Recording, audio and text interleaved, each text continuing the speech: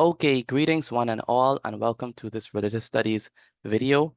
In this video, I'll be considering a BJC religious studies past paper.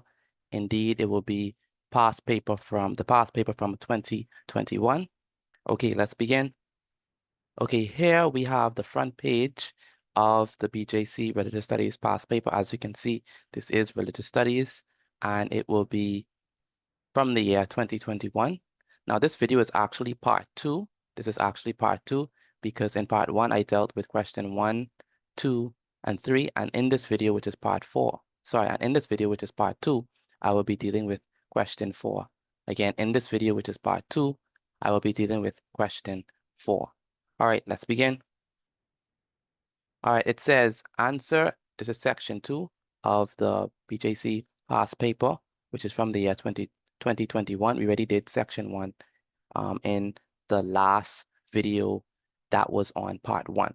All right, we already did section 1 in part 1. And so now we're going to do section 2, at least question 4 of section 2 in this video. So it says answer any two of questions 4 to 7. Answer all parts of your chosen question. So what happens here is that you have question in section 2 of the exam, you have question 4, you have question 5, you have question 6, and you have question 7. You only have to answer 2 of those questions. You could answer, notice that you have question 4, 5, 6, 7, and you're only supposed to answer 2 of them. Do not answer all 4 of them. You have to choose 2 of the 4 to answer. Notice you have the option of doing question 4, 5, 6, 7. That's 4 questions that is 4 questions that are a part of the options, but you have to choose 2 of that 4. All right. Okay, so the question says, so I'm going to do question 4 in this particular video. All of question 4. So question 4AI says define the following terms. The first term is humble. Now, what does humble mean? Well, humble is an adjective that describes a modest and meek attitude or behavior. A humble person avoids boasting about their achievements, abilities, or possessions, and is often open to learning from others. So that's what it means to be humble. The next part says define what it means to define what pride is, right? Define what is pride. And so we have to figure out what is pride. That's what the question is asking us to do, to determine what is pride. Well, the definition for pride is the following. Pride is an excessively high opinion of one's own worth or importance, which gives rise to a feeling or attitude of superiority over others. A person who has pride is boastful and believes that he or she is better and more important than other people. So that is the definition of pride, and that's the definition of humble. Notice that this is for 4 marks. All right, let's move on to the next question. Okay, it says define the term parable and explain. So you have 2 things to do. We have to define what a parable is and explain why Jesus told the parable of the Pharisee and the publican. Well, what is the definition of a parable? A parable is a simple story used to illustrate a moral or spiritual lesson. Indeed, a parable is an earthly story with a heavenly meaning. And if we look at the Gospels, there are different parables. We have the power of the sower and the seed. We have the parable of the prodigal son, right? We have different parables that Jesus told. They are earthly stories that illustrate a heavenly meaning, right? So they are stories that have an application to the spiritual life. So they tell us a lesson.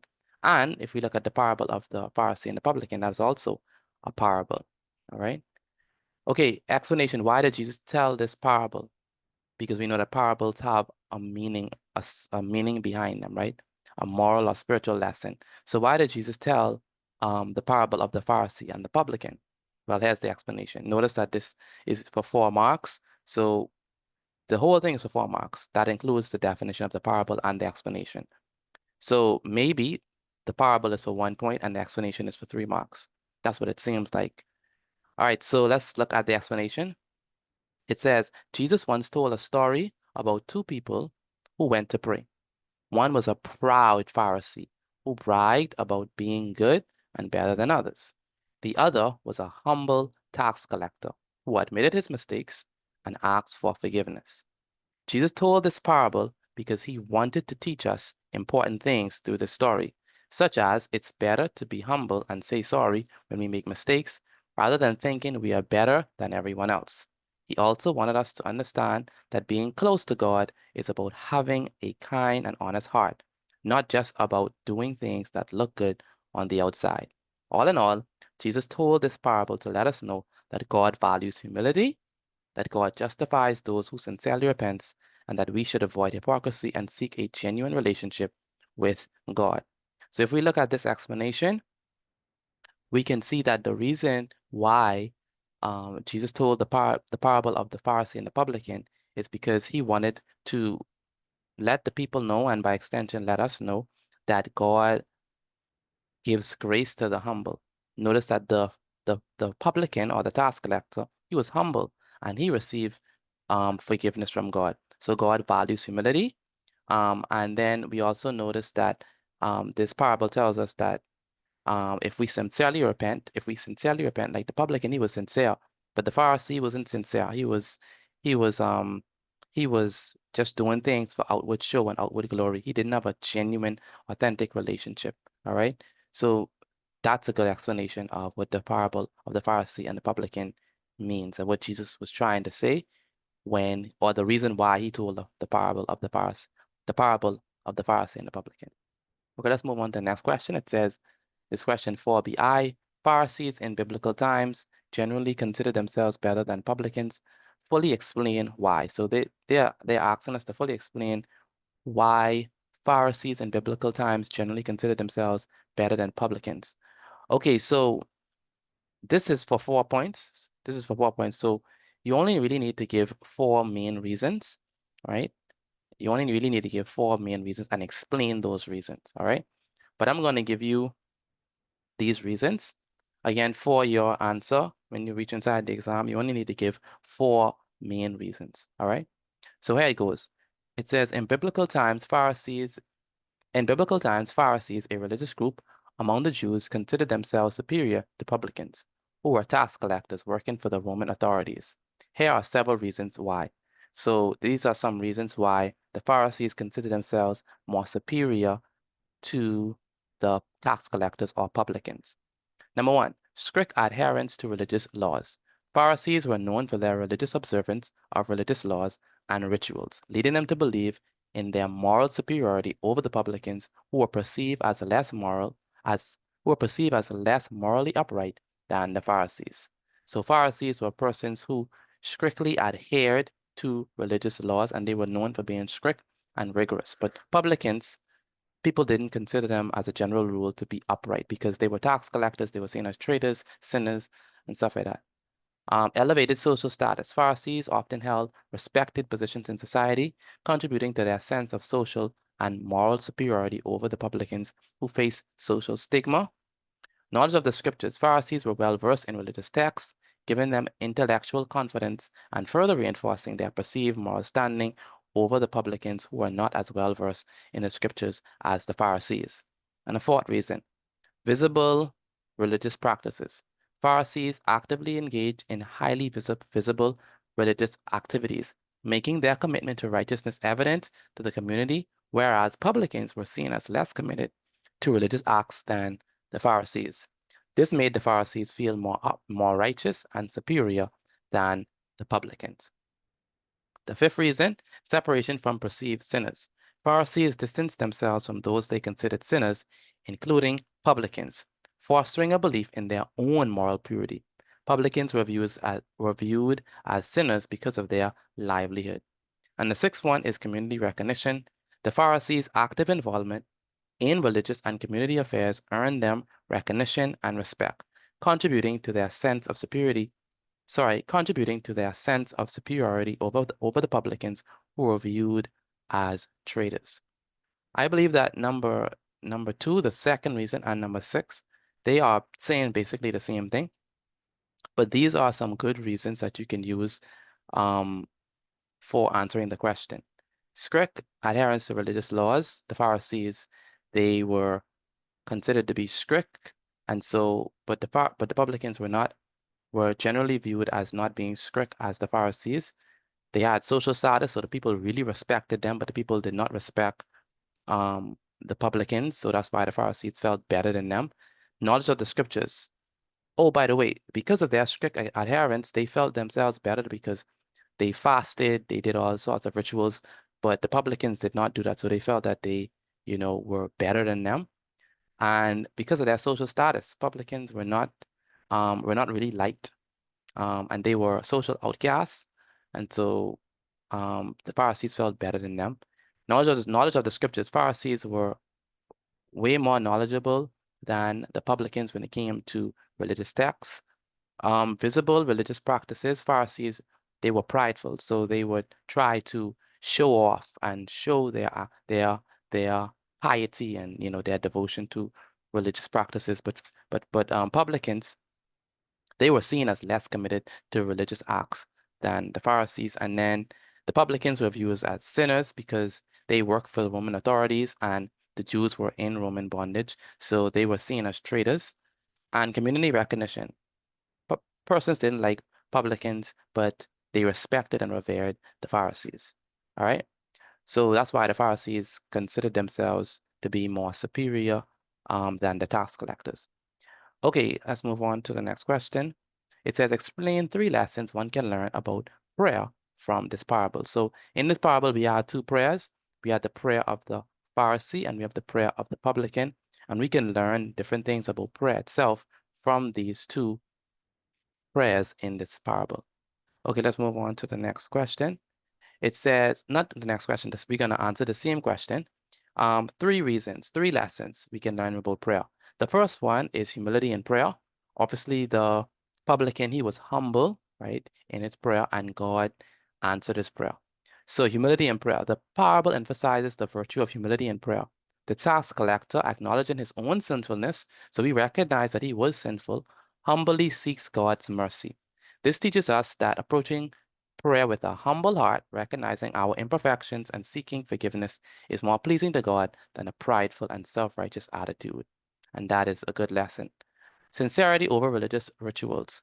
The Pharisees engaged in a form of prayer that involves boasting about his religious practices, yet it lacks sincerity and true connection with God. The tax collector's simple plea for mercy, however, reflects genuine sincerity. The lesson here is that God values the sincerity of our hearts in prayer over outward displays of religious rituals or self-righteousness. So the Pharisee, he was boasting, he lacked sincerity, he didn't really have a true connection with God. But the publican, he was sincere, he was genuine, and God answered his prayer. All right. Number 3, avoiding judgment and presumption. So the Pharisee and the publican judges others and presumes his own righteousness, contrasting with the tax collector who refrains from passing judgment and acknowledges his need for mercy. So the tax collector didn't look over to the Pharisee and say, "Oh, God, I thank you that I'm not like that Pharisee." No, the publican was like, "I am the one that's a sinner. I am the one that's in need of mercy." So the lesson is to approach prayer without judgment. So when you come in prayer, the lesson that Christ is teaching us is when you come in prayer, don't come with passing judgment on other people and trying to inflate your own self and think that you're better than other people, right? So the lesson is to approach prayer without judgment towards others, recognizing that we all fall short, and to avoid presuming our own righteousness. This emphasizes the importance of a non-judgmental and humble attitude in our communion with God. Okay, let's move on to the next question. So those are 3 lessons that we could learn. Okay, the last one in this section, the last part of the section, for 4C, it says, God answers everyone when they pray. Do you agree or disagree? Give reasons to support your answer. Obviously, this is a JPR question. It is worth 7 marks, and so you want to make sure that you answer this properly. Now, here's an example of an answer. So the first thing that when you are doing with your JPR is that you want to make sure that you state your position. So notice here I said, I disagree. Okay, so I state my position. The next thing that you want to do is you want to use transitional words. So first, additionally, what else I use? I use first, I use additionally, I use furthermore, right? I use, what other transitional words? I use moreover, right? Those transitional words, I use therefore. Those transitional words are there to indicate, okay, where are my points? And it's used to help me, it used to it used to give my writings a smooth transition, right? So by using these transitional words, the reader can follow which point I am on. So if I'm on the first point, okay, firstly. If I'm on the second point, okay, additionally. If I'm on the third point, okay, moreover, furthermore, all right? And so those transitional words help the reader to understand how much points you have, right? And which point that you are actually on. So they're definitely very good. So it helps with the logical flow of your writing. So you want to use the transitional words. So the first thing is that you want to state your position. You want to use transitional words straight through your JPR. The next thing that you want to do is you want to conclude with your with you want to conclude. So you want to have a concluding sentence that restates your position. So here's my concluding sentence. Therefore, the idea that God answers the prayers of everyone they pray is challenged by these biblical principles. So I am restating my position, all right, that I still disagree because of the reasons that I mentioned above. So how do we write a JPR? We have our position at the beginning and at the end. Straight throughout our JPR question, we have to use transitional words. And how much points should we have? Well, that's for 7 points. So you want to make sure that you have anywhere between 5 and 7 solid points in your JPR. All of them must connect to your all of them must connect to your position, all right? Each point that you mentioned must connect to your position. It must support your position, every point that you have. So I said between 5 and 7 rigorous points that you must have, and you must explain them. So don't just state them and just go, but you must explain them properly, all right? Okay, so I have here, I disagree with the statement that God answers everyone when they pray for several reasons. First, if a person approaches God with selfish motives, seeking only to fulfill their own desires, the Bible warns that their requests will go unanswered by God. Additionally, lacking faith and wavering in our belief can impact the outcome of our prayers. Those who approach God in prayer must have faith, otherwise their prayer will not be answered. Unforgiveness is another factor. So I have another factor, right? So that's helping the reader to understand. I'm moving to the next point. Unforgiveness is another factor. If a person harbors resentment and refuses to forgive others, that person's communication with God will be hindered and God will not answer their prayer. Neglecting the needs of the poor is also mentioned as a barrier in communication with God. If a person does not show love and consideration for the less fortunate, God will not respond to their prayer. Furthermore, as one can learn from the parable of the Pharisee and publican, God resists the proud but gives grace to the humble. Persons who harbor a spirit of pride and self-sufficiency will not be answered by God when they pray. Moreover, idolatry and unconfessed sin can create a disconnect between us and God, resulting in unanswered prayers. Therefore, the idea that God answers everyone when they pray is challenged by these biblical principles, indicating that our approach, faith, forgiveness, compassion, humility, and honesty play crucial roles in the outcome of our prayers. And so this is a solid example of a good JPR answer. Okay, that brings us to the end of this video. Thank you for watching this video, and I'll see you in the next video.